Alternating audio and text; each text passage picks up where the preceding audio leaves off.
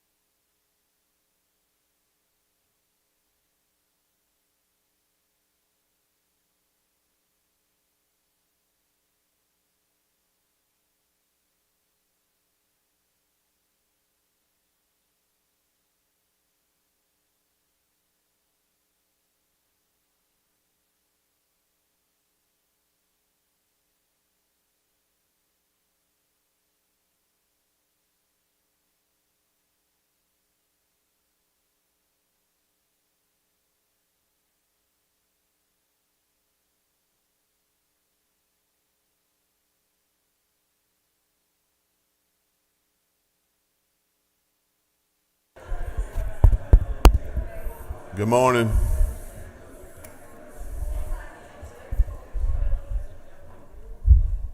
Well, it's just super exciting to see all these bright and chipper faces so early in session. How about that? Thank y'all all for being here. We're going to get cranked up, and as I've said yesterday, and I'll say it again, we're going to run through these subcommittees as quickly as we can, and if you run through your part quicker than the 5 minutes allotted, except for the last two presenters, then we will move on to the next subcommittee. So that being said, I would like to ask Representative Kelly to open us in prayer. Thank you, Mr. Chairman. Will everybody bow your heads? Dear God, we come to you this morning, Father, with just humble hearts. We're thankful for the opportunity you've given each and every one of us to represent our communities, to represent our state, and to do the work that's required of us this morning. Father, we ask that while we're doing that work, that you give us the wisdom and the discernment to make the decisions that are best for the 11 million Georgians that we have the opportunity to represent. Father, we just thank you for all that's been given to us, and we ask that you just watch over and guide us to our proceedings today. It's in your name we pray. Amen. Chairman Gullett, the floor is yours. Thank you, Chairman. Good morning. We're going to get started on Court of Appeals 511. This increased the funds for the allotted judges' pay raise or semi-monthly pay period. It was for a salary enhancement from last year. And what we're doing is we're pulling out the judicial salary structure plan that was because the judicial salary structure has been reintroduced in the legislature this year, so that's saving $16,930. 513 increased the funds for mandatory website updates as part of the federal ADA. This is something we're looking at holistically throughout the state, and we're pulling back that $90,000 as we look at a better plan. Going to Judicial Council, 6.4.1, increased funds for judicial pay security initiatives. This is because of a bill last year that was passed. There's a new bill introduced this year that'll give us a cost savings of about $150,000, so we're changing it to $27,018. 643, reduced funds for personal services based on actual start dates. That's just a true up for some positions in the hiring dates. 651, reduced funds for personal services based on the actual start date of position for the JQC. Juvenile judges had no changes. Section 8, prosecuting attorneys. 832, provide funds for one district attorney, investigator, 2 secretaries, and travel costs for the West Georgia Judicial Circuit. This is something that the agency has said that they have existing funds from vacancies to fill the positions. So we clawed back that money. 834, reduce funds for one assistant DA position in the new judgeship for Douglas Judicial Circuit. Because that judicial circuit did not pass last year, it's $79,076 coming back. Section 9, there were no changes. Section 10, 10.1.5, eliminated funds for judicial salary increase as the legislation failed to pass last year. So this is, again, just a clawback. And public defenders, this is 37.2.1, increased funds for juvenile conflict division manager. This is something that we're going to take a little bit deeper look at as far as the benefits, and so that's really a clawback of $226,517. And that's all we have. What's the will of the committee? Move to pass. Have a motion to pass. Do we have a second? All in favor say aye. Aye. Thank you, Mr. Chairman.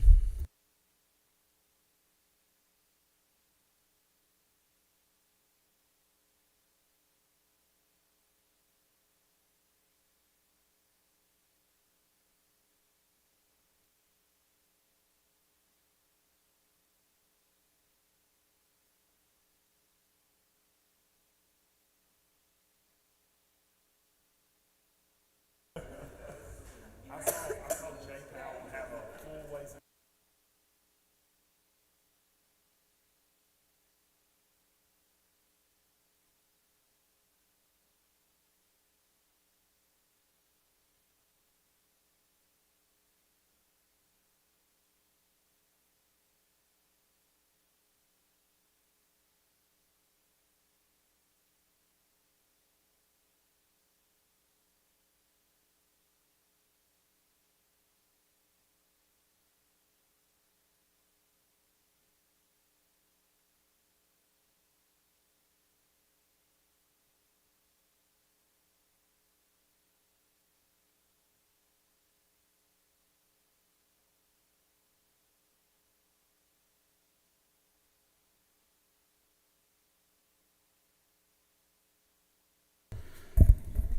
Morning, everybody. Calling to order the General Government Subcommittee for Appropriations. Without hesitation, we'll roll into it. Department of Audits, State Accounting Office, and Department of Administrative Services, no changes.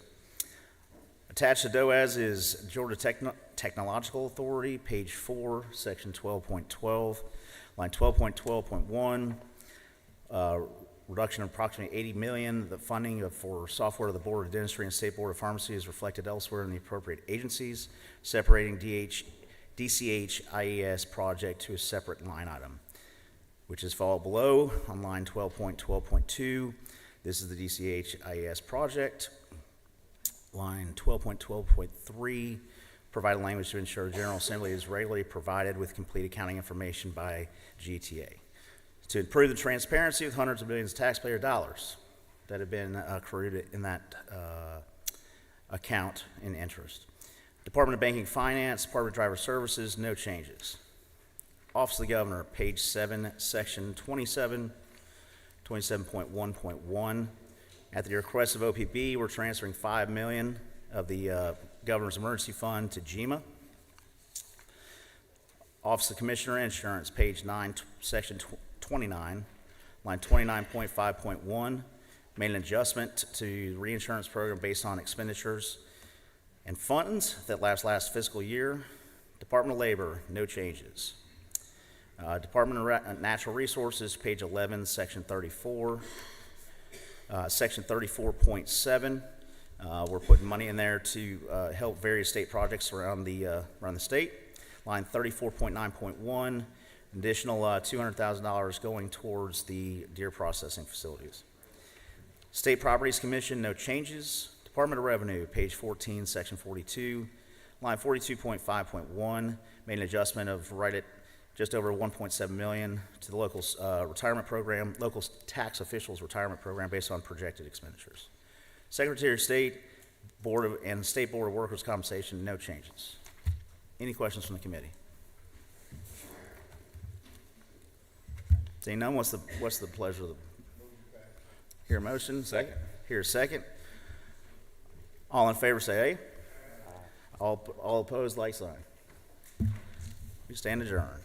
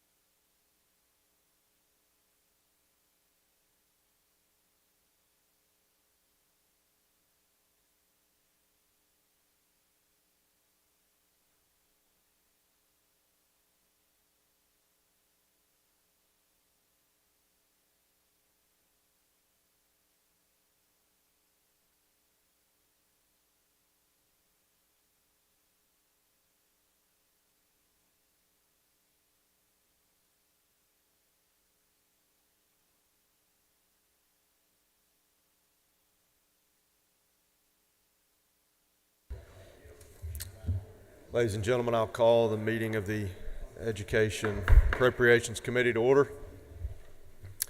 Thank you so much for being here. In the interest of time, we will dive right in and look at those changes that exist. If you will, join me in section 24. Committee members will start 24.3.1. We're adding funds here for the American Association of Adapted Sports Programs for kids in grades 1 through 12 with physical disabilities. This is an expansion of this program. 24.4.1 and 24.4.2, these are changes that we are not going to look at here in the amended budget. 24.6.1, as you all remember, we've had our AP exams and PSAT exams continue to see demand increase. Enrollment has increased accordingly in those programs. Utilization has increased, therefore cost also increased. Everything in 24.18, the QBE program, those are all formula true-ups and just numbers that have been adjusted. No substantive changes there, except if you'll go with me to 24.18.8. This is not something that we would typically do in the amended budget, specifically at the school level, and we're still waiting on correct data there from APS.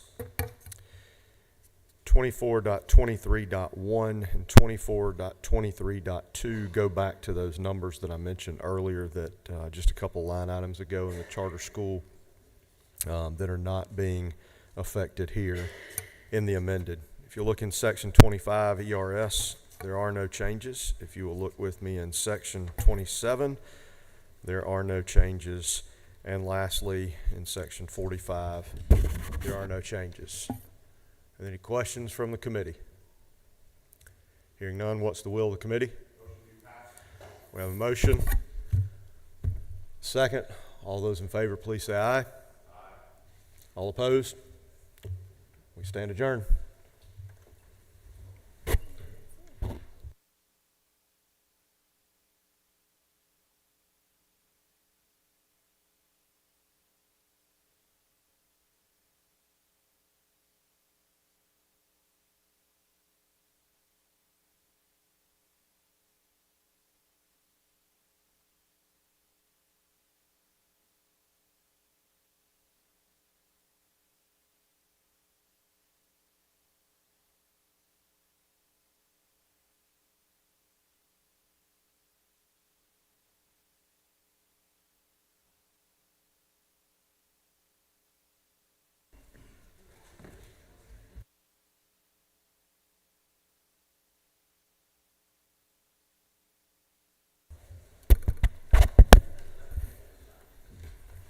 Good morning. I'll call this meeting of the House Appropriations Subcommittee on Higher Education to order.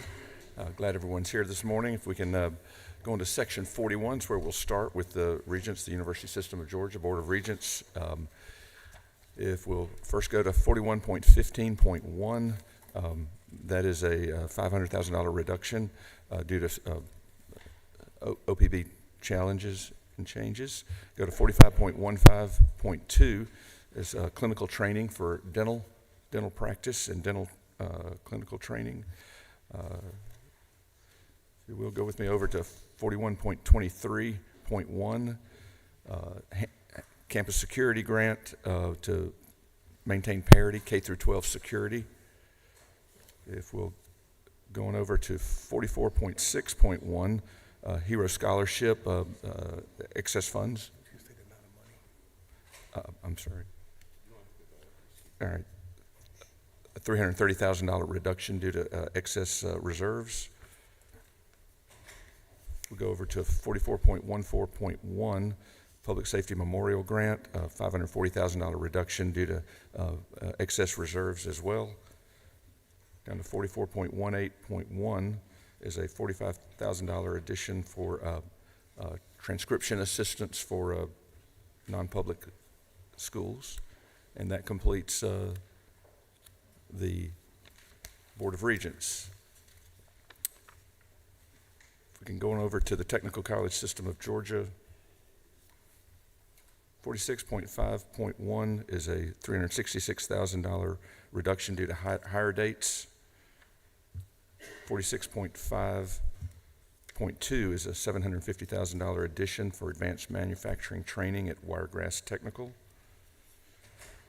46.7.2 is a $131,000 reduction due to hire dates and vacancies. And that completes the technical college system. Do we have, that's it. What's the will of the committee regarding these subcommittee? All right, sir. Second, we have a motion and a second. Any other discussion from the subcommittee members? Did you say? You got a question? Yes.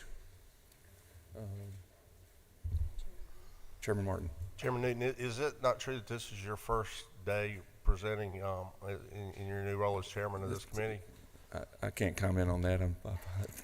Yes, Well, it should be obvious. I have a question. The big chairman, Chairman Hatchett, asked me to pass along. You mentioned higher dates. Chairman Hatchett's very concerned about lower dates. What about those?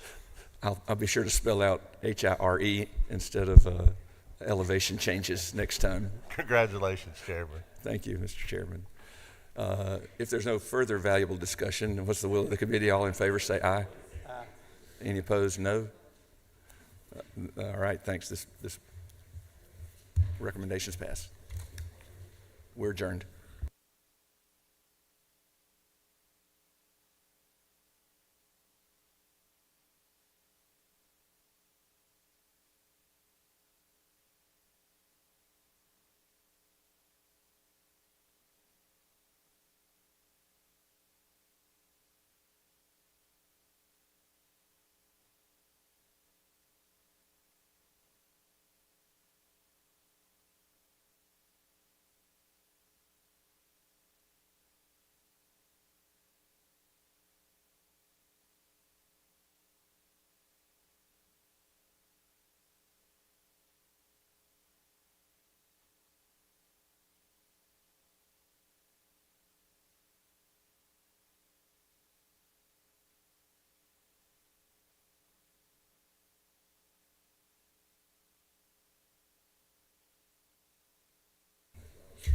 Good morning, everybody. We're going to go ahead and call the transportation, sub-approps on transportation meeting to order.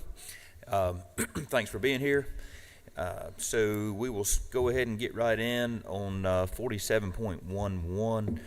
We moved $7.5 million from the Georgia Infrastructure Bank to airport aid, $7.5 million. And then 4711.1, we moved $5 million from GTIB to rail. And then within GTIB, 47.17, there's $37.5 million left there, and we designated $7.5 million of that to be used for non-federally eligible airport projects.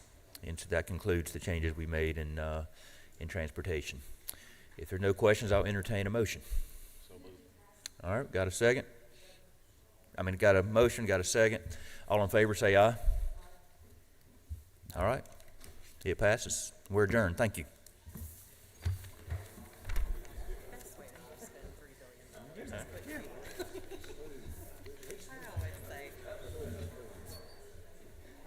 Hey, John, you want to trade committees? You want to You trade? know what? Want to? I just make it look.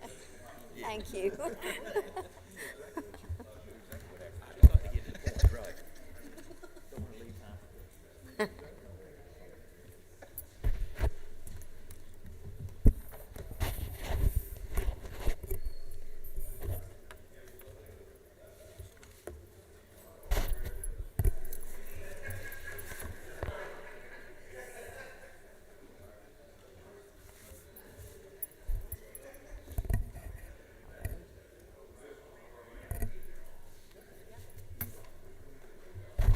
Good morning.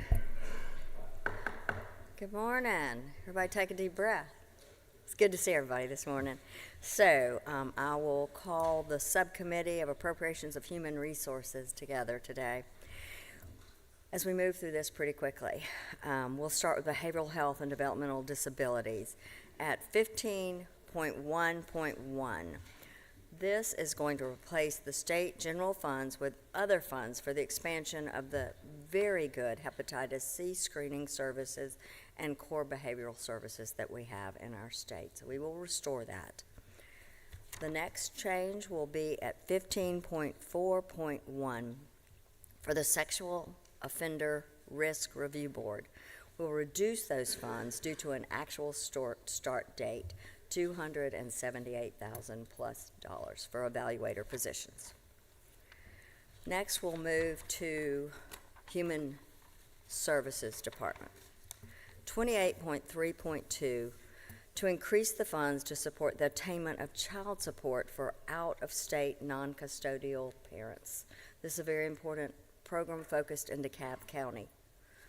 The next is at 28.4.1 for child welfare services. This we are agreeing with the governor on, but it is such an important measure to each of us in our communities that I want to make sure you're aware of this. So this will be for the CASA funding, the court-appointed special advocates, to replace federal funds that were deemed ineligible by the administration for children's services, and this will be for $1,719,000 plus. The next is at 28.4.2, to increase funds to help Special Victims Unit, who will help locate and rescue sexually exploited foster children. This will be an add of $1.7 million. The next is at 28.10.2, to increase the funds to provide a $3,000 additional salary enhancement for eligibility caseworkers. This will be effective April 1 of this year.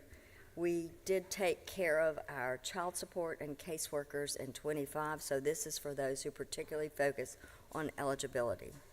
The next is at 28.11.1. This will increase funds for the utilization, growth, and costs of care. This is an add of $22.2 million. Now that sounds big, but this one is very important. As we all know, we've worked on moving foster kids out of hotels. This is part of that, those increased services and very expensive needs, not only for the children, but for the families that are hosting them. So this will help to address that. This is half of the ask, so we will see if the rest comes forward. The next is at 28.17.1, and this is for the Council on Aging to increase funds just for their support personnel. Right now they're operating with one staff member. This will help them finish the year with appropriate staffing.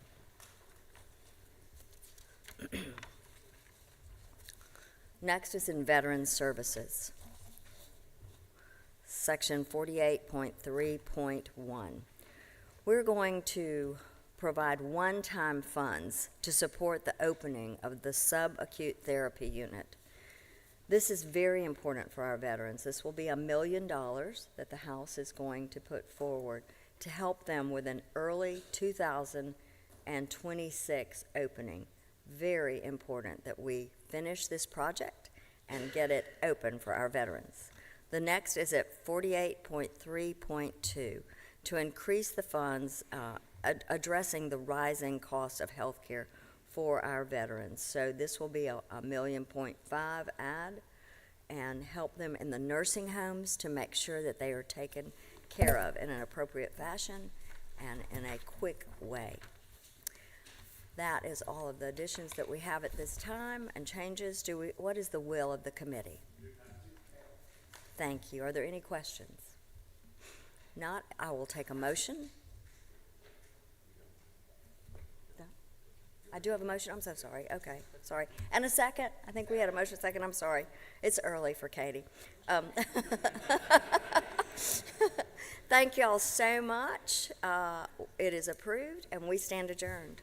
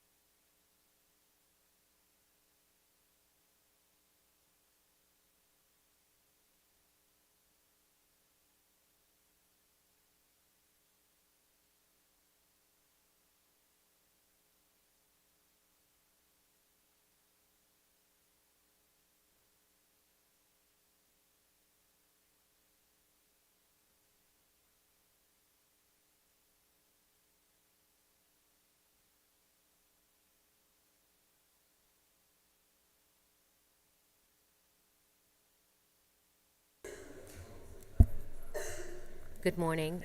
This is the Appropriations Subcommittee for Health. I call us to order. I'll begin with 17.1.2.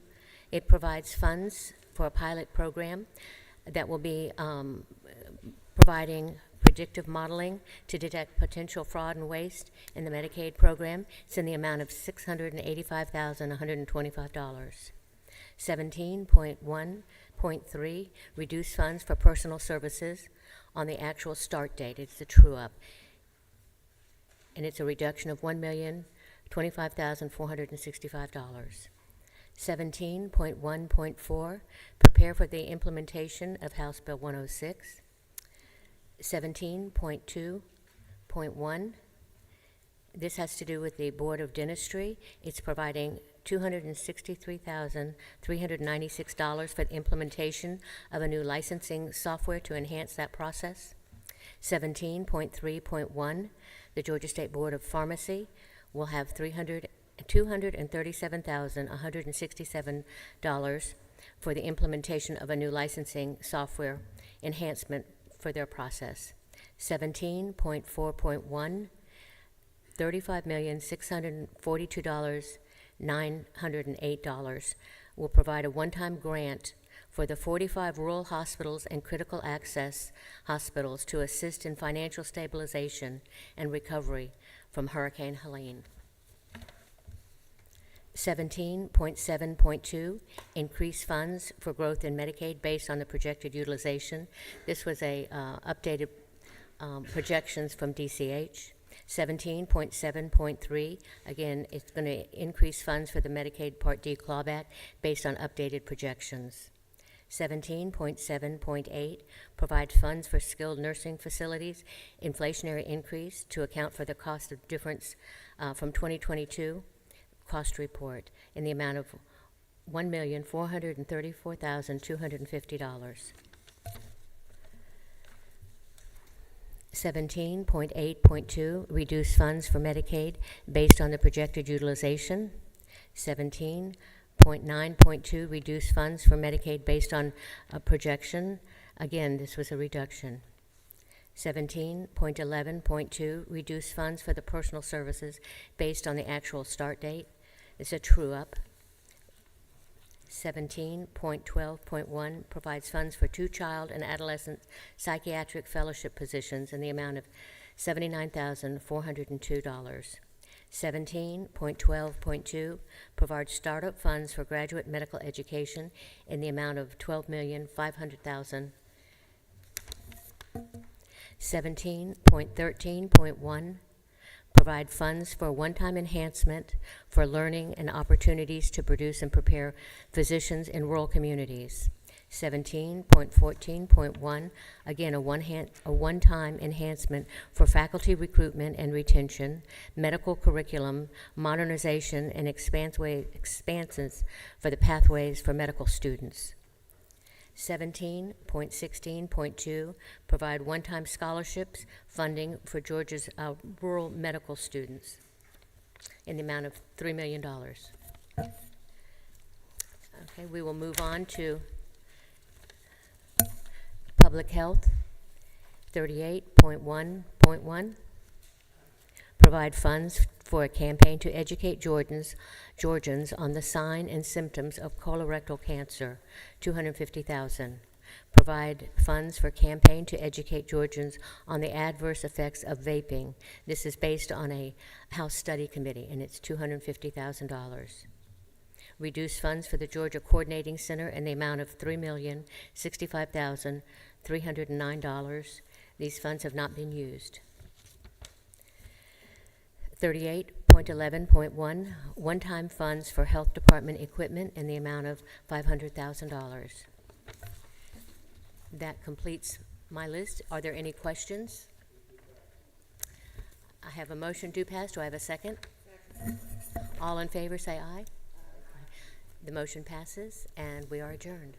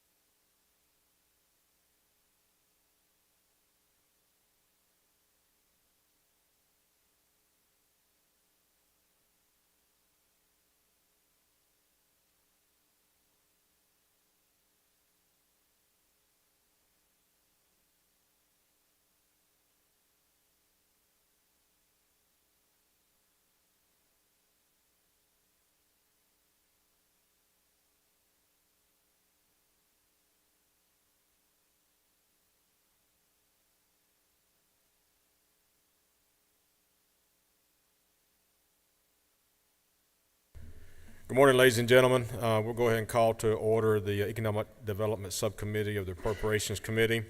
Thank y'all for being with us today. Jumping right in, Department of Agriculture, Section 13.2.2, we're reducing funds to reflect the start date.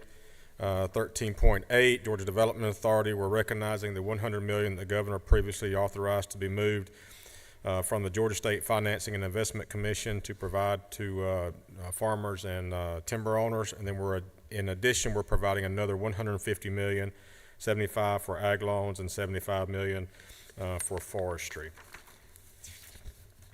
Moving on to Section 16, Department of Community Affairs, providing Section 1613.2, providing funds to support development and construction of additional water surface resources, $501,700,000.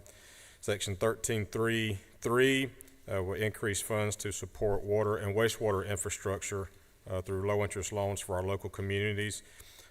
Originally, we were at $250 million. We added an additional $375,000 to help address some issues up in North Georgia. Section 1614, payments to One Georgia Authority.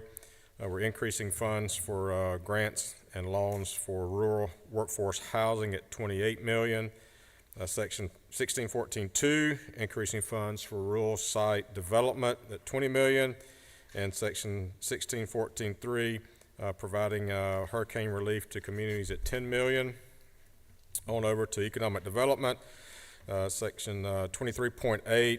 We're asking the department to provide us some feedback on the efficacy of the rural development program, and then we're reducing funds for personal service in 23.8.2. Last but not least, continuing Section 23 economic development, 23.10.1, providing $7 million for the execution of public safety and infrastructure related costs for hosting future sporting events, including the Super Bowl 2031 NCAA Men's Final Four, as well as the FIFA World Cup. And then on Section 40.2.1, Public Service Commission, we're increasing funds for the state shares for the cost of equipment and vehicle for one additional pipeline inspector at $42,142. That is the changes to economic development. What is the will of the committee?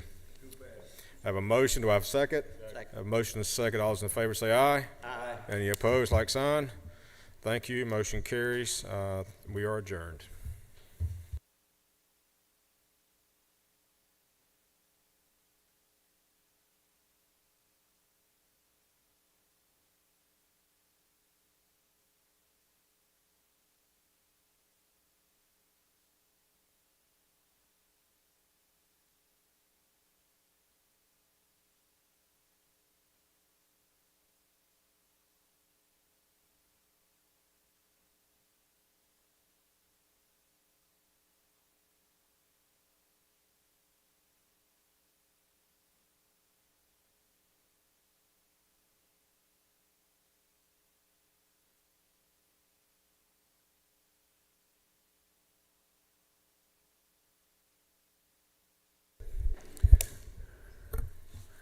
Apparently I don't have any friends. My analyst and most of my committee hadn't gotten here yet. We were scheduled for a little later, and we've run through it. But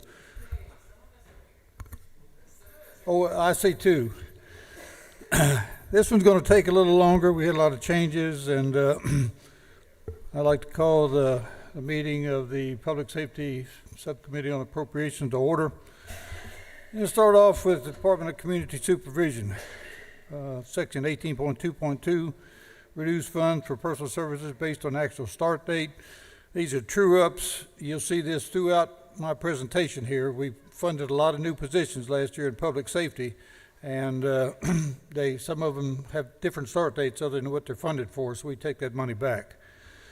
18.2.3, increase funds to personal services to reflect increased retention, and we put $2,315,000 in there to allow the Department of Community Supervision to hire back 25 community supervision officers. Moving over to the Department of Corrections. 19.1.3, provide funds to develop and implement a statewide targeted marketing initiative to recruit and onboard new correctional officers. We provided funds to develop and implement a state targeted recruiting intention plan. The governor put in $2,800,000. We reduced it to $1 million, and the reason for that is the marketing study has already been conducted. We did that, and we decided not to do the affordable housing study around the prison systems. Under 19.2.5, detention centers, increase funds to add correctional officer positions, improve staff to offender ratios, and reflect increased retention. We added $2,285,000 in there. It's spread across all the state prisons, trying to reduce the ratio from 1 to 14 to 1 to 11. 19.2.6, you'll see this throughout again. It's increased funds for retention of experienced correctional officers to address compression. We've given, the last couple of years, we've given raises to the correctional officers, and we've neglected to give them to the supervisors. So now throughout the prison system, supervisors typically make $500 a year more than the correctional officers, so not many people want to take supervisory positions for $500 a year, so we're increasing their salary. 19.3.1, food and farm operations. We put in $4,210,000. It's 1/3 of their request for farm equipment and dairy renovations. Department of Corrections produces most of their own food, and most of their equipment's antiquated. Their dairy farm down there is about to fall down. I don't believe if they were in a civilian market that they could ship Class A milk, so we're trying to fix that. Private prisons, 19.6.1, increase funds to add 188 private prison beds at Coffee. And you'll see that throughout. It's about 400 prison beds that we're trying to add in private prisons. What we're doing is significant maintenance in some of our prisons, so we're moving the prisoners over into the private prisons so that we can shut them down while we do the maintenance. That comes to the cost of $2,455,000. We reduced it a little bit because no inmates have been moved yet, and we funded it beginning January the 1st. 19.6.2, increased funds provide for a cost of living adjustment for employees at the private prisons again. They're competitive in hiring with our prison system, and what happens is some of them are co-located, and whichever side of the road is paying more is where they go. So we try and keep equity, and this will do it. It comes at a cost of $2,666,000. It's the 4% COLA that we gave corrections last year. Under state prisons, 19.7.1, increased funds to add 330 correctional officer positions to improve staff to offender ratios and reflect increased retention. Governor recommended $10.4 million. We put in $13.5. We already hired 296, and they need more funding to continue hiring. 19.7.2, provide funds for project backlog and major maintenance and renovation properties and facilities. The governor recommended $37 million. We put in $36 million. It's for a CCTV, perimeter detection system and cameras, wastewater, boilers, fiber lights, evidence buildings, kitchen renovations.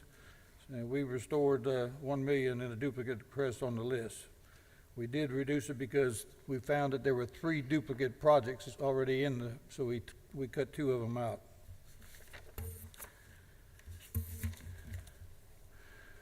$19.7.4, provide funds for additional facility maintenance personnel and regional support staff to address critical maintenance needs. They can't start till May, so we didn't fully fund it. It was recommended at 15.2. We put 9.2 in there with the start date of May 1.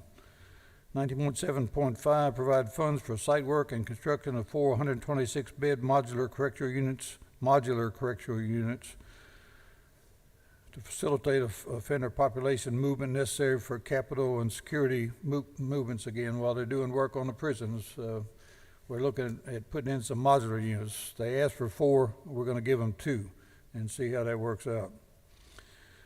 19.7.9, provide funds for skilled craftsmen focused on heating and air conditioning, plumbing, electrical, and fabrication needs in the facilities. This is just a true up again because they put in $1.1 million and They can't start till May, so we reduced it to $636,000. 19.7.12, provide funds to continue operating the digital forensic unit through a contract.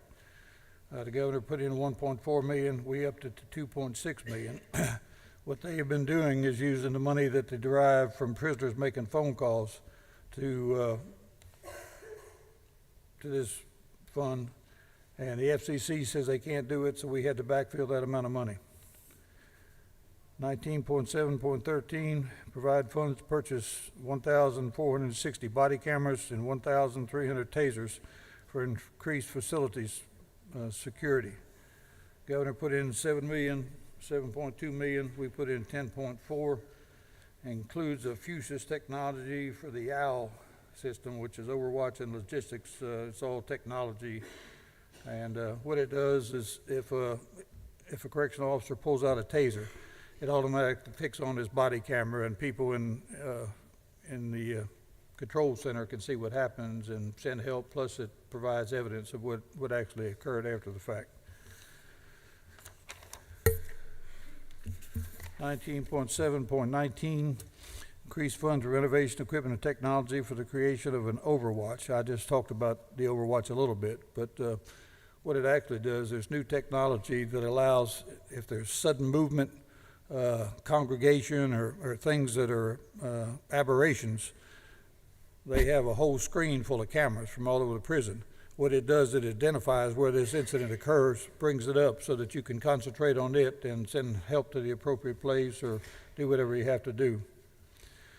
19.7.20, increase funds for data intelligence, advanced integration system, 6,225,000. These technology for investigating contraband.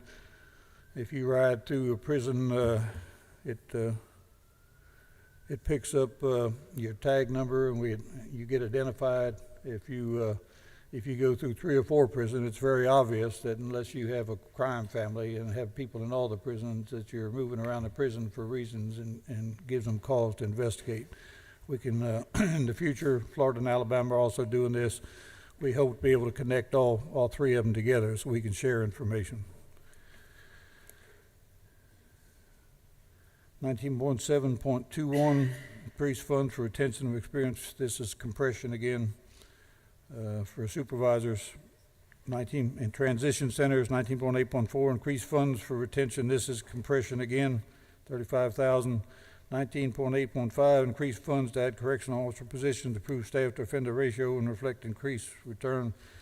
In the past, what they've done is they've given up positions that they're allocated, that they get funded for, to take that money and give their people pay raises. So it's come home to roost now, and we need more positions. So we had to add 489,000 more dollars in there. Nothing in the Department of Defense, Governor's Office, the Georgia Emergency Management Security Agency.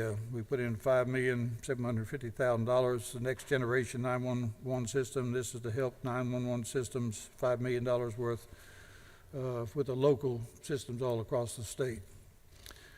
And 27.8.2, provide funds for startup funds for a school threat assessment tracking system. This is the school security system, $3 million statewide. Georgia Bureau of Investigation, 30.1.1, increase funds for a new pool car reservation system. Their system is antiquated, and they put a new one in. The governor put in 29,000, goes to 41. 30.1.2, increase funds reflect an adjustment to statewide security contracts through the Department of Administrative Services. DOS just went up, so we got to pay it. 30.3.3, increase funds under forensic scientific services, increase funds startup costs for 1 crime lab assistant manager at headquarters crime lab. We changed it to increase funds for 2. In lieu of 15,000, governor's recommendation is 31,000, but it's a quality control oversight, and we want quality control with everything that comes out the crime lab. It's pretty significant in the criminal justice system, and the rights to equity and fairness in our courts to have the evidence be correct.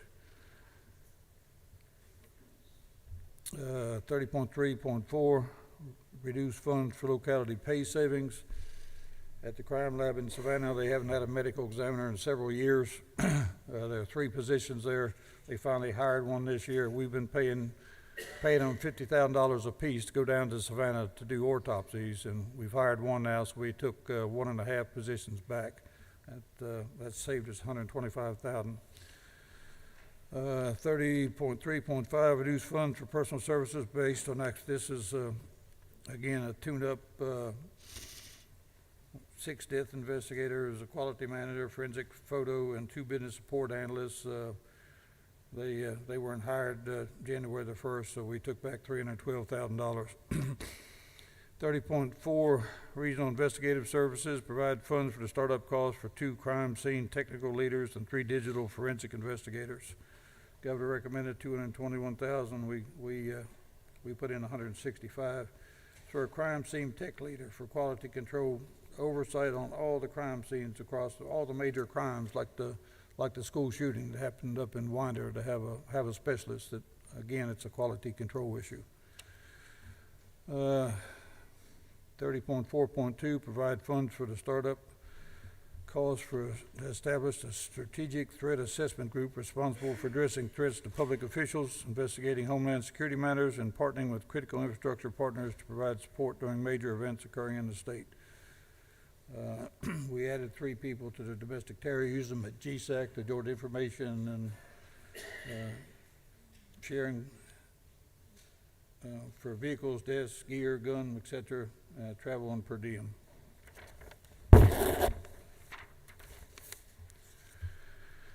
30.4.4, reduce funds for personal services based on actual start dates. Again, $502,000 that we took back. And then these are the administratively attached agencies. The Criminal Justice Coordinating Council provide funds for continued operation of the End Human Trafficking Georgia 24/7 hotline. We said no to that. There's already a hotline in place. It's manned by advocates at no cost. They have 6 different agencies that they report to, including the GBI and the FBI when they get a phone call. CJCC wanted to implement one on their own, which would have been 24/7 with personnel costs to man it. So we said no. It's already working fine. 30.6, Criminal Justice Coordinating Council, Council of Accountability Court Judges, reduce funds for personal services. Again, this is, they didn't hire their people on time for an administrative coordinator position. Excuse me. Section 31, Juvenile Justice, increase funds for youth competency beds to address bed utilization costs. When juveniles are incarcerated and they're awaiting trial, they have to undergo testing to see whether or not they're competent to stand trial. They have to take them to a different facility. We've got 8 beds there. It costs us $348,000, which we put in the budget. Secure detention, RYDCs, 31.4.2, increased funds reflect increased retention of juvenile correction officers. 74 new positions that were vacant, and they weren't funded again because we took the money to give pay raises previously, so we have to refund them, and that's $681,000. Department of Law, 33.1.2, provide funds for 6 positions to expand the human trafficking unit to the Macon and Augusta regions effective April 1st. The governor put in $187,000. We reduced it to $93,000, and we took out the one in Macon. Data revealed that they had 47 referrals in Augusta, and they only had 8 in Macon. We didn't think that that was sufficient to justify the expenditures and putting a unit in there. 33.1.3, reduce funds for personal services base. This is a tune-up for organized retail crime unit with 7 positions, 1 paralegal and 1 gang prosecutor. We recouped $464,000. Pardons and paroles, clemency decisions. 35.2.1, reduce funds for personal services based on startup dates. Hearing officer and 3 investigators, they didn't come online at the time we took back $57,000. Public Safety, Department of 39.5.1, we took back 659,000. Most of you know state trooper school can be difficult. They started off 4 weeks ago with 60 people. They got 35 left. So the salaries that are funded for that, we take back. It's $659,000 worth. Officer of Public Safety Support, 39.7.1. This again is 2 peer support and 2 social workers. The start dates, they weren't hired on the start date, so we took back $82,000. Georgia Peace Officers Standards and Training Council, 39.9.1, increased funds provide mandatory training for newly elected sheriffs. All the newly elected sheriffs have already undergone their training. The governor put in $246,000. The actual cost is $325,000, which we put in. 39.9.2, reduce funds for personal service based on actual start date of positions. Again, a deputy director and 1 curriculum operator, we took back $61,000. Georgia Public Safety Training Center. 39.10.1, provide funds for additional training for jailers in accordance with Senate Bill 37. What that happened last year was they now have given jailers arrest authority. They never had that previously. They've had to call, if they had to arrest somebody in the office, they had to call somebody in to do it. As a consequence, they have to go to training. Governor put in $168,000.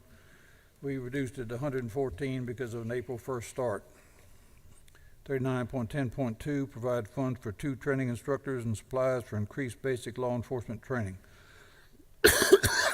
They have increased training now from, I think, around 1,000 hours to 2,000. They've essentially doubled the amount of training that they're going to have to go through. So they've asked for new instructors, and it's already in place, and they're using it. We authorized $258,000 for that. 39.10.3, reduce funds for rent at the Pickens Academy location. I'm not sure exactly what happened up there, but they're not in their facility anymore. It's a state facility. We don't own the property. They're working out of a sheriff's office up there temporarily. We reduced their budget, but we left them enough money in there to put all their equipment into storage until they get relocated. 39.10.4, reduce funds for personal service based on actual new positions. We took back $338,000. 39.10.5, increase funds for expenses related to basic mandate expansion for equipment, weapons, ammunition. This is the same thing with the doubling up of the number of hours. Office of Highway Safety, 39.11.2, replace federal funds with state funds for personal services cost of 3 employees. They were 3 employees that were federally funded, and the federal government cut off the grants. We weren't convinced the positions were necessary, and the committee voted not to fund it. Are there any questions? Hearing none, do I hear a motion? Have a motion to pass and a second? I have a second. All in favor signify by saying aye. All opposed? We're adjourned.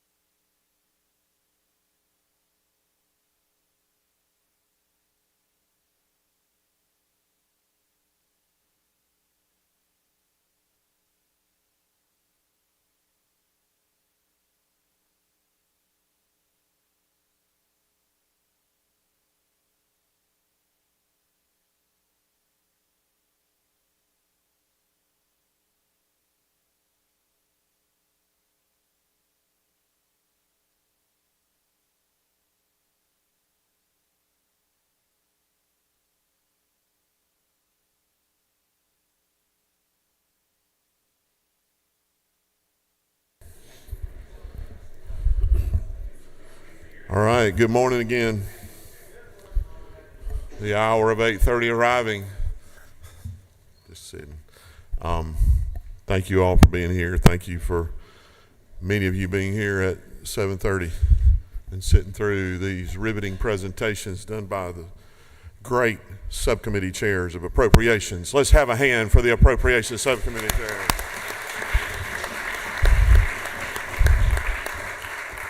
And their expediency in presenting. We're going to kick off with prayer from Secretary Matt Barton. Bow your head, please. Heavenly Father, be with us today as we try to be the best stewards with the money for the state of Georgia, and be with us. Thank you, Lord. Amen. Amen. Thank you. First thing we need to do, those of you that are members, don't be sitting in the very, very back. Y'all come up as close as you want. And the first item of business this morning is to adopt our 2025-2026 Appropriations Committee rules. I think most of you have copies of those. If you don't and you need one, raise your hand, holler.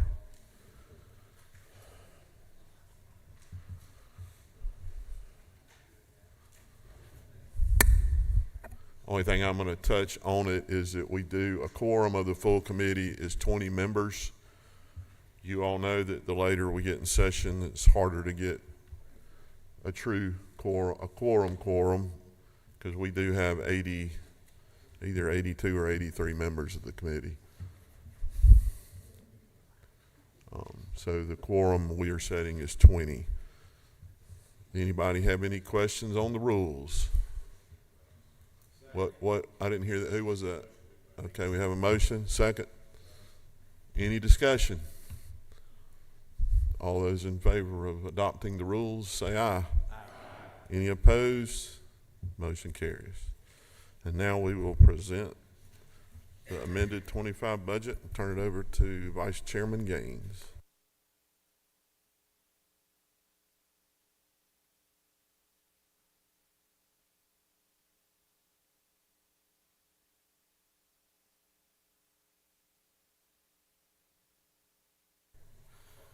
Thank you, Mr. Chairman. I'll turn it over back to you to present House Bill 67.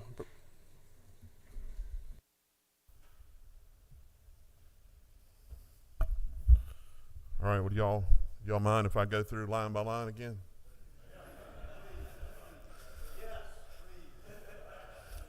I know there's a certain individual in this building that would love that I do that, but the speaker doesn't require me to do that, so I'll take that liberty to not do that. So as y'all know, House Bill 67, the amended fiscal year 2025 budget is set by a revenue estimate of $40.5 billion.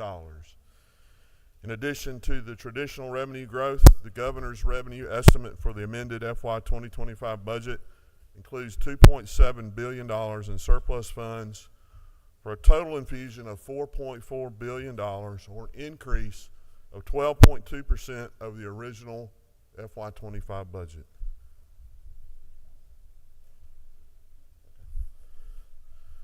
With the additional funds that are being recognized in this budget, the House joins the governor on the wise use of tax dollars with one-time needed investments in technology, capital, economic development projects, and two priorities of this House: public safety investment in the Department of Corrections and hurricane relief.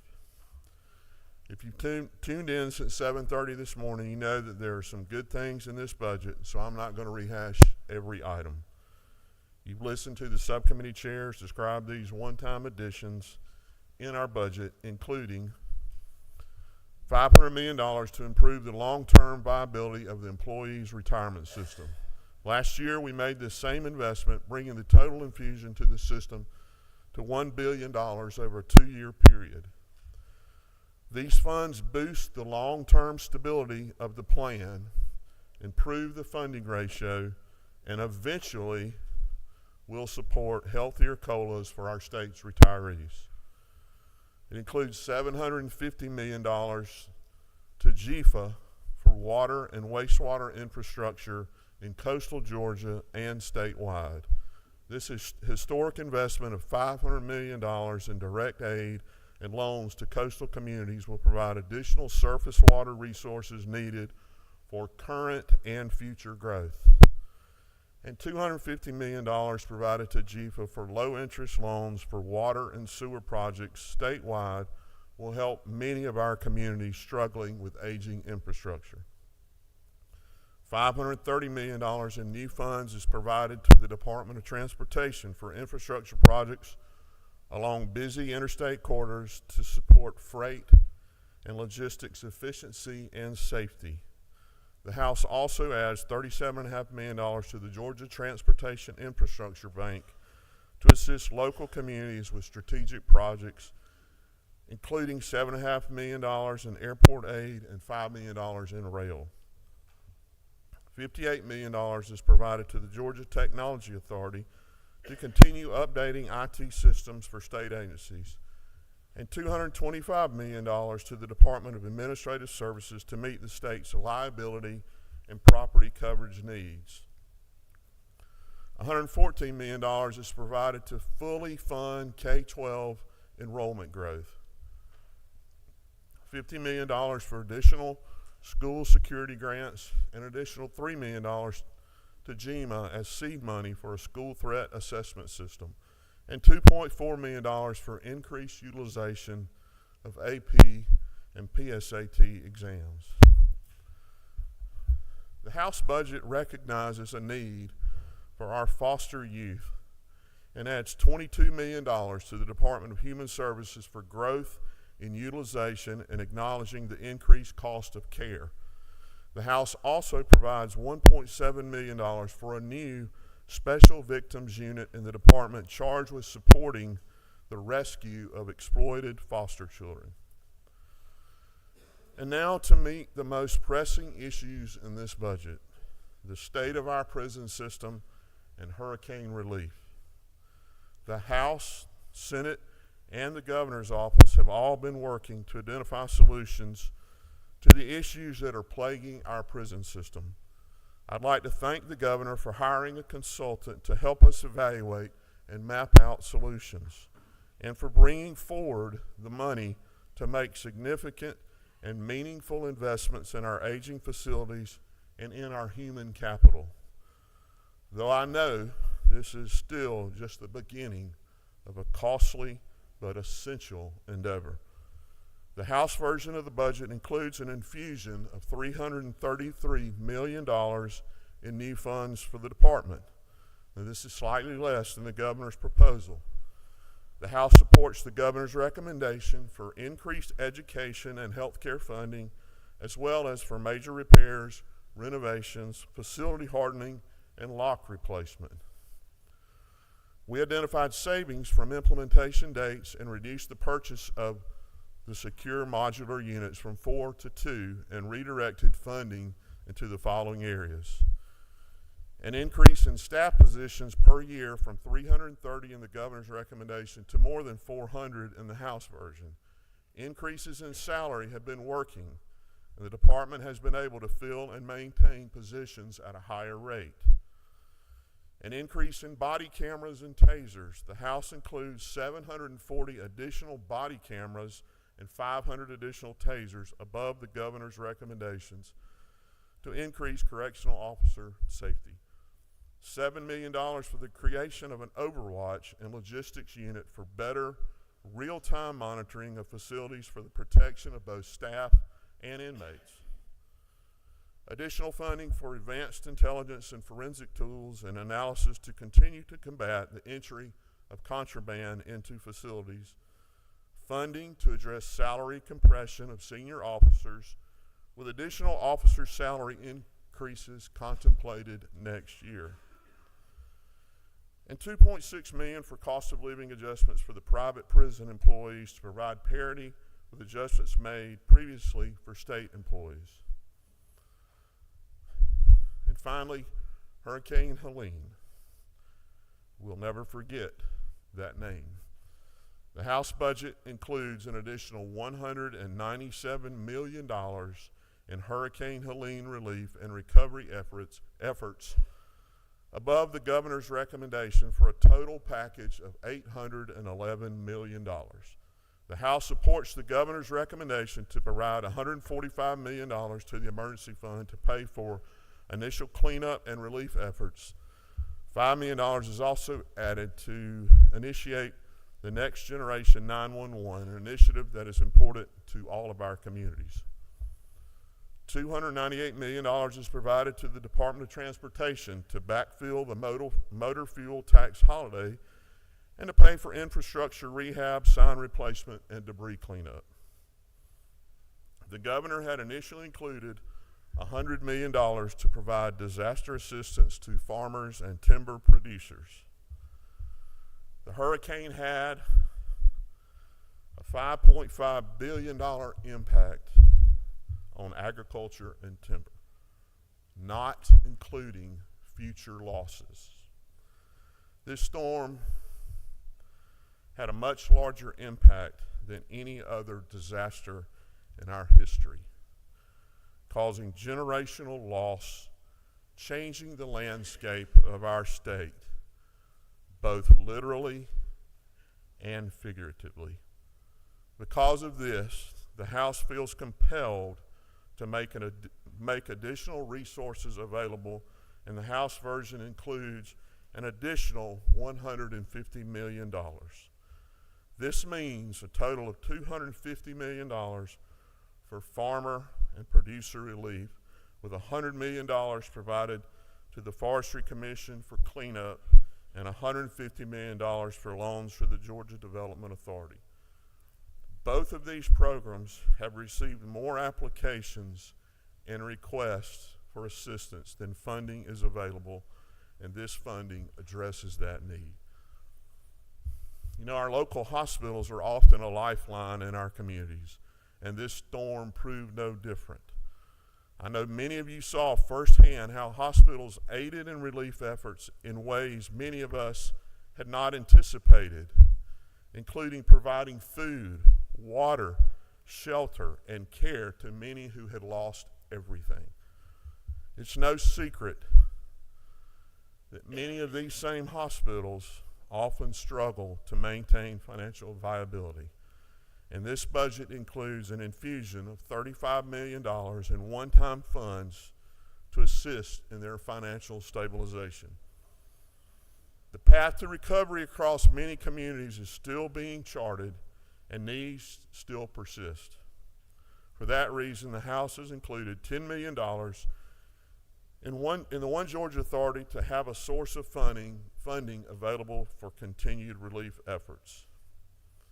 And finally, the House budget includes $1.4 million for a $3,000 salary adjustment for benefit eligibility workers in the Department of Human Services beginning April 1st.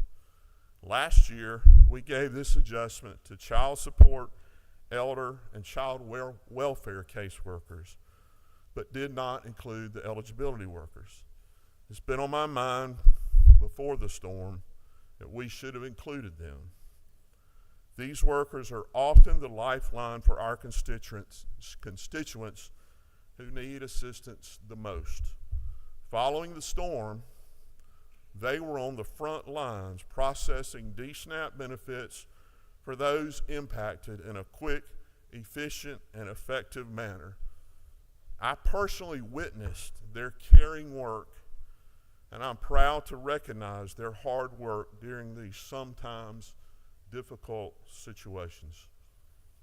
In closing, I'd like to thank the subcommittee chairs and their analysts for their diligent and quick turnaround of this amended budget. Despite the most unusual weather event, do you want to build a snowman? You have risen to the challenge of finding a time to meet virtually or in person to give the governor's recommendations a thorough vetting. It was important to me and Speaker Burns that we stick to this strict timeline because this budget contains critical additions primarily as it relates to Hurricane Helene and the safety and security of our prisons. It's for that reason that the House has acted rapidly to do our part to send this bill to our Senate colleagues and then back to the governor so that these funds can get out the door quickly and they can go to work. Thank you. I ask for your favorable consideration of HB 67, and I will take questions. Awesome. Well, we'll take a few questions. And Chairman Hatchett, I just want to say thank you for your dedication and work on this, and you've just done a tremendous job. So thank you for your leadership. We'll take a few questions. Number 52, Representative Jackson. Thank you, Mr. Chairman. Thank you, Mr. Chairman, for the report of the budget. One thing that I missed, you said $35 million in one-time funds for hospitals. Can you kind of go into that a little bit for me? So this is a grant that's based off of what these hospitals pay annually, for the public nonprofit hospitals pay annually to draw down their dish payment. It will be based on last year, and it's to help many of those that, like I said, had unforeseen expenses during hurricane. 35 of the 45 hospitals are in disaster areas. Any other questions from the committee? All right, seeing none. Chairman Dubnik. Thank you, Mr. Chairman. Thank you, Chairman Hatchett, for your work on this. Mr. Chairman, I move that House Bill 67 do pass by committee substitute. Is there a second? Chairman Meeks with the second. All in favor, please say aye. Any opposed? Awesome. Thank you. Thank you so much. Thank you, Mr. Chairman. Mr. Chairman, if I could say, any questions that come up after the fact, any of our committee, subcommittee chairs, or myself, or all of our great staff on the House Budget Office staff will be available to answer any questions. And thank y'all very much. Thank you, Mr. Chairman. Meeting is adjourned.